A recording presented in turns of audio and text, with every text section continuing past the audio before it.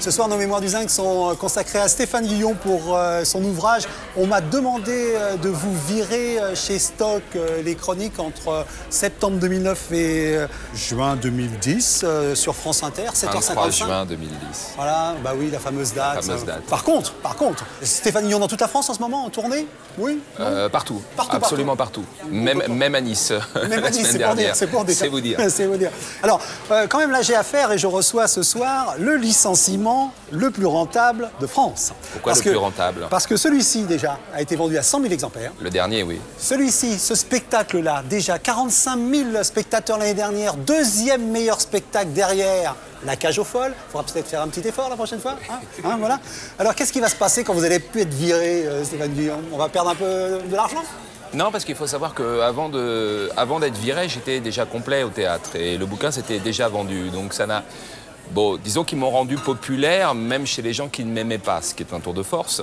Mais parce que les Français n'aiment pas l'injustice. Et que ce licenciement était clairement d'abord un licenciement politique et donc une injustice. Est-ce que Stéphane Guillon a eu des craintes? Est-ce qu'il y a eu des pressions telles, Disons des menaces? Que quand vous vous attaquez aux politiques, les pressions sont plus importantes, oui. Alors je ne vais pas rentrer dans les détails ici, mais disons qu'il y a certains moments où il y a eu beaucoup de pression. Légèrement menaçante, voilà. dirons-nous. Un petit peu de trouille ou pas? Il y a toujours la trouille. Vous savez que Pierre Perret s'est fait casser la figure en sortant de France Inter dans les années 70. Philippe Val, lui-même, s'est fait casser la mâchoire en sortant d'une émission de Chavannes. Gassio avait été attendu sur une route de campagne avec des mecs avec des barres de fer. Donc le risque physique est là, évidemment. Ouais, parce que, faut le rappeler, comme vous êtes un père de famille, il y a nombreuses. Il y aurait beaucoup de bouches orphelines, oui, absolument. Voilà, et puis comme vous dites, je ne suis pas un Tarzan, moi. Je ne suis pas quelqu'un qui cherche le contact, quoi. Quand même. Non, je suis assez discret, oui. Assez discret. Alors, on va venir aux chroniques. Donc, il y en a 101 de ces chroniques. On va... Bien évidemment, la dernière, c'est celle qui est la plus émouvante, que vous terminez par « Merci à tous, du fond du cœur, vous allez me manquer ». Est-ce qu'il y a un petit creux? C'est des magots ou il y a un petit creux à 7h55? Non, j'étais vraiment très ému d'arrêter. Didier Porte et moi-même, nous nous sommes beaucoup amusés, quoi. C'était extrêmement excitant, avec un succès énorme, parce que 2 millions de personnes qui écoutent, c'est beaucoup. Hein. Et tout d'un coup, on a rendu 2 millions de personnes malheureuses et orphelines. Parce que c'est vrai que ces gens-là n'ont pas pensé aux auditeurs. Ils pouvaient ne pas être d'accord avec nous, mais on avait le succès des auditeurs. Et d'ailleurs, Philippe Val a prononcé cette phrase terrible. France Inter est une radio qui coûte cher à l'actionnaire et qui n'est pourtant pas très bien traité. C'est-à-dire qu'il a dit clairement à Noël dernier que Nicolas Sarkozy était l'actionnaire d'Inter. Nicolas Sarkozy n'est pas l'actionnaire d'Inter, ce sont les auditeurs. Donc cette phrase, et d'ailleurs, moi j'ai réagi sur cette phrase, et c'est à partir du moment où je réagis sur cette phrase que les ennuis, les vrais ennuis commencent. Voilà. Alors les chroniques, il y en a certaines qui ont été plus décriées que d'autres, celles sur les Jeux paralympiques. Est-ce que vous regrettez que non? Alors oui, non. Non, parce qu'elles elles ont été décriées par les valides. Voilà, c'est-à-dire que les gens qui sont valides se plaignent, les handicapés l'ont trouvé très drôle, et d'ailleurs, ce qui est assez... J'ai énormément d'handicapés maintenant dans mes salles de spectacle. Parfois, on a 2 rangées de fauteuils roulants. On se croirait à Lourdes tous les soirs. Ferez-vous des miracles. J'espère. Alors la moins catholique, il ne faudrait surtout pas que la religion catholique disparaisse, parce que c'est la seule où on peut se moquer, actuellement. C'est-à-dire que les autres religions, ça, c'est pas possible. Disons que c'est moins risqué de faire un sketch sur le pape que de faire un sketch sur les autres. Voilà, c'est tout ce que je dis. Ouais. Pas plus, pas moins. Voilà. Oui, mais vous le dites, mais on peut penser que j'ai un humour à couilles molles. Oui, mais je me moque aussi de moi, de mes propres limites, de mes propres lâchetés aussi. C'est important de se moquer de soi-même, surtout quand on fait le métier d'humoriste, quoi. Bien sûr. Alors, moi, je vais presque dire, ma préférée de ces critiques, c'est le crash. C'est à la suite du crash du président polonais. Vous rêvez que notre président se crache. Il y a Jean-Luc Aix qui déclarait avoir perdu son 2e papa, la mort de Sarkozy. Alors, c'est quasiment une figure récurrente. C'est un héros récurrent, Jean-Luc Aix, dans vos chroniques. C'est-à-dire qu'à un moment donné, si vous voulez, Didier Porte et moi, on a été forcés de se défendre, notamment après la fameuse phrase sur l'actionnaire. Si vous voulez, moi, je ne pouvais pas être quelqu'un qui critique tous les systèmes, qui tape un peu sur tout le monde, et tout d'un coup, parce que ma direction commence à partir en live, je veux dire, j'aurais perdu toute ma crédibilité si j'avais pas réagi sur ce qui se passait à France Inter. Parce que Didier Porte et moi, on est effectivement les symboles, mais il y a eu beaucoup de journalistes qui ont été virés, mis à pied du jour au lendemain. Des émissions qui ont été écourtées, avec toujours énormément de violence. Donc notre boulot, nous, on était un peu les porte-parole aussi de ce qui se passait derrière, en interne, et on a été forcés de réagir. On ne pouvait pas ne pas réagir.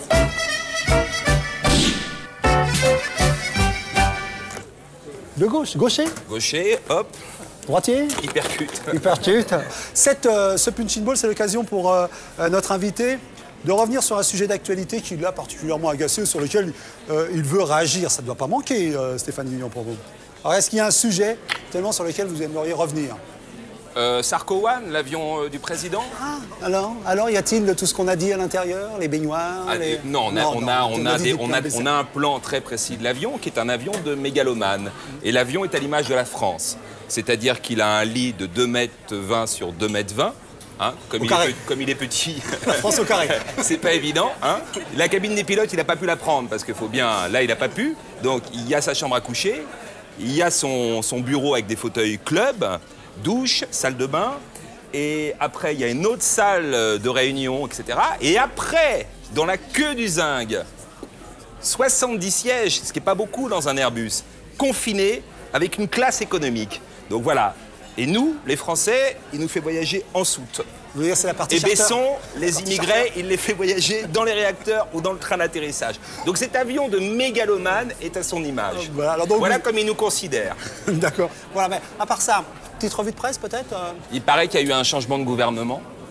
Il paraît, ouais, vous n'avez rien vu? On n'a rien vu. C'est un peu les chaises musicales. Voilà. On a perdu Borloo, qui va nous manquer. Vous regrettez? Oui, énormément. Non mais vous, quand on vous demande si vous regrettez quelqu'un, c'est pas si vous l'aimez ou pas, c'est si c'est un bon sujet ou pas. C'est ça. Borloo, c'était un bon client. Ouais, c'est un bon client. Du côté Colombo, qui était très... Oui, c'est un bon client. Oui. Voilà, il y a des bons clients dans l'ordre. Si vous les classez. Alors, les bons clients, il y a évidemment M. Besson, il y a Hortefeux. On vous les a gardés, hein? Il y a Frédéric Lefebvre, très bien, entré au gouvernement. Lui, c'est un bêtisier vivant. Lui, il suffit de répéter, de retranscrire ce qu'il dit. Il n'y a pas de boulot. Lefebvre est plus drôle que nous. Voilà. Là, ils ont fait un effort quand même. Là, ils vous l'ont mis. Donc ils nous l'ont mis, Lefebvre, ça je pense qu'on va avoir du grain à moudre. Ouais. Non, ils ont gardé les cadors. Alors, qui vous avez perdu quand même? Ramayad, Fabien Lamar? Ramayad, il l'a viré, mais c'est une erreur. Parce qu'elle est extrêmement populaire. Il a viré la femme politique la plus populaire de France. Elle est en tête devant tout le monde. Il l'a virée. Et vous perdez un client ou pas? De toute façon, il vire tous les gens qui ne sont pas totalement à ses pieds. C'est le phénomène de cour. Ouais. Oui, là, on est dans la cour, on est dans la cour du roi. Celui qui l'ouvre dégage.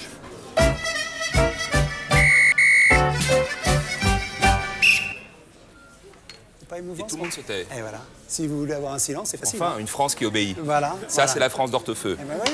Une France qui se tait. Monsieur. Au coup de sifflet. Alors voilà, c'est François. Alors j'ai un petit peu, j'ai déterré une chronique assez ancienne qui est du 24-3-10.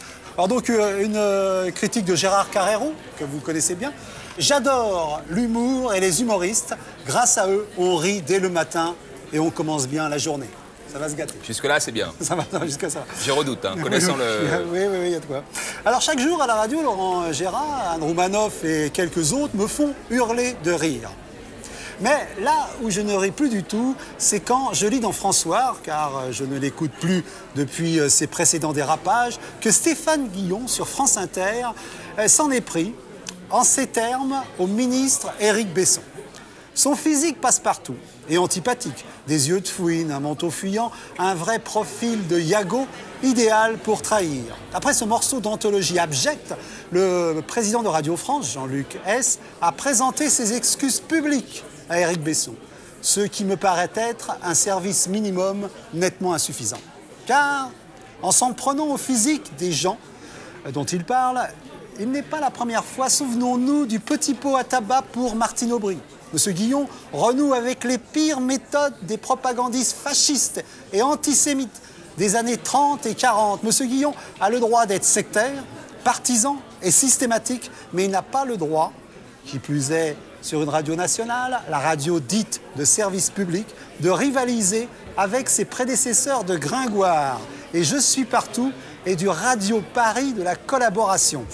Je rappelle, c'est de Gérard Carrérou, c'est dans François, et c'est du 24-03-10. Ouais. Ça, c'est quand même lourd. Ça, c'est un article qui tombe sur le coup, évidemment, de l'insulte et de la diffamation. Je veux dire que j'aurais pu, évidemment, l'attaquer et j'aurais gagné. Parce que moi, dans mon travail, je n'insulte pas et je ne diffame pas les gens. Jamais. J'ai jamais, d'ailleurs, été attaqué une fois.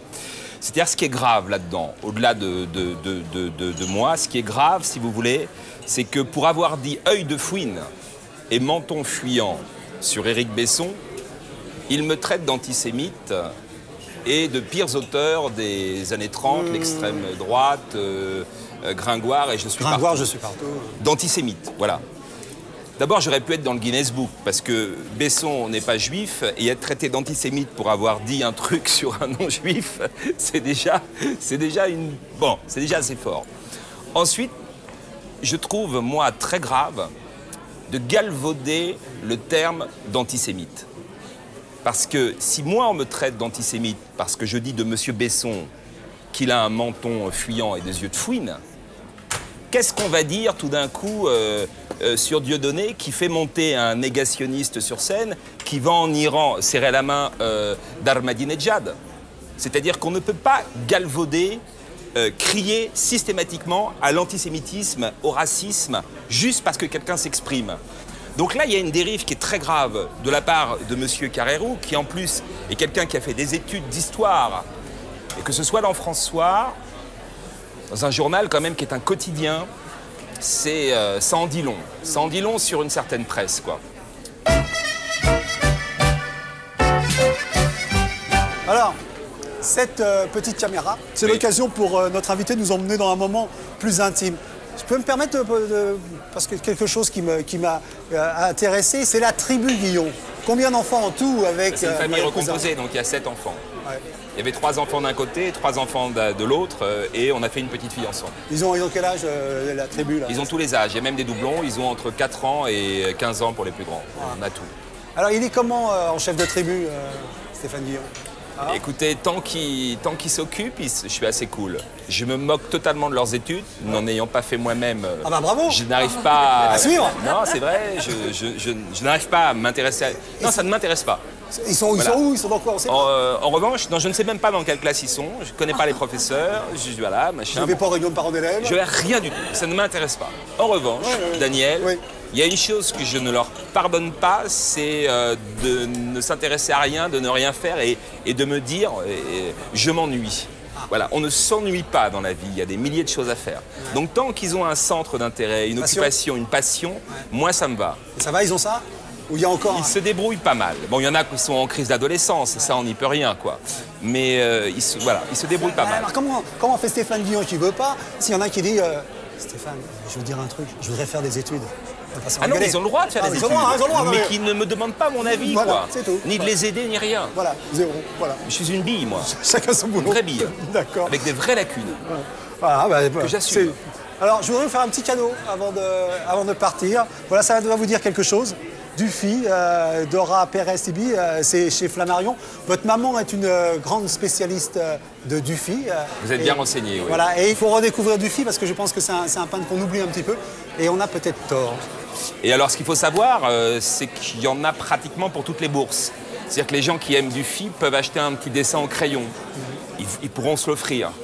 Après, les Dufy faux, c'est même pas la peine. Ni vous, ni moi, même en se mettant ensemble, on ne pourra pas. Voilà. Pour ceux que ça intéresse, un petit Voilà, Dufy. mais il n'y a pas besoin de se mettre à plusieurs pour retrouver Stéphane Guillon. Il suffit d'acheter. On m'a demandé de vous virer chez ces stocks, les chroniques sur France Inter. Et puis on peut se rendre en tribu au Théâtre de Paris, janvier à avril. Janvier, avril, oui. En tout cas, Stéphane Guillon, c'était un plaisir. Merci Daniel, merci. Plaisir partagé. Merci beaucoup.